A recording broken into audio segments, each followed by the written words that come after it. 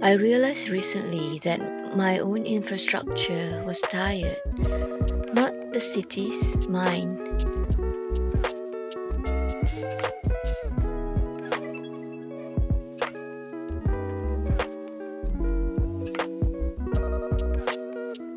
For 20 years, I was running a purpose driven life on a corporate driven operating system until the version of myself that fit in finally ran out of room to grow.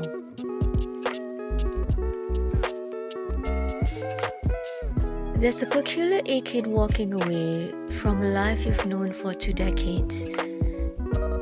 It's not sadness, it's the weight of the space that's left behind.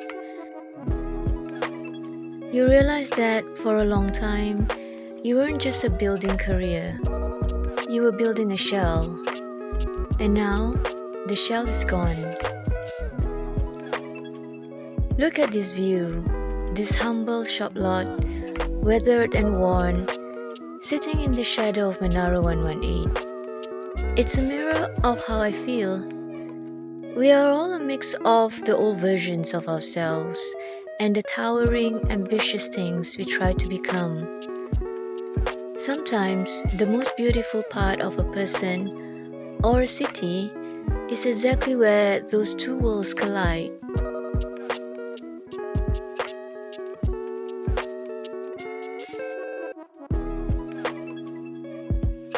I spent most of my life measuring time in quarters and deadlines.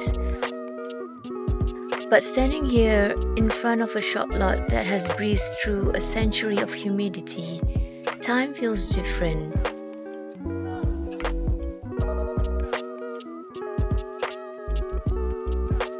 Shop lots were built to a human scale.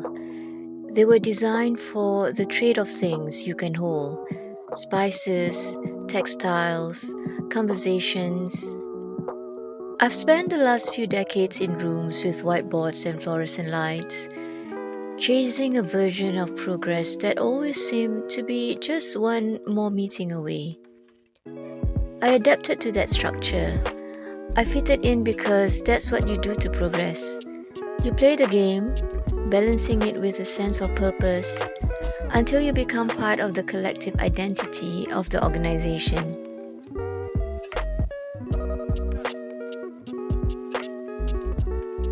But buildings, like careers, have a life cycle.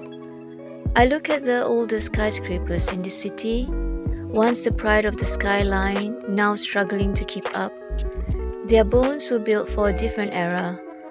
It's not a failure of design, it's just the nature of progress. We outgrow the structures we once thought would define us forever. The skyscraper is a marvel of engineering, but it's a lonely place to find your identity. You're high above the street, but you're disconnected from the ground. I didn't want to be a tenant in a glass box anymore. I wanted to be back where the air moves and I can write my own story.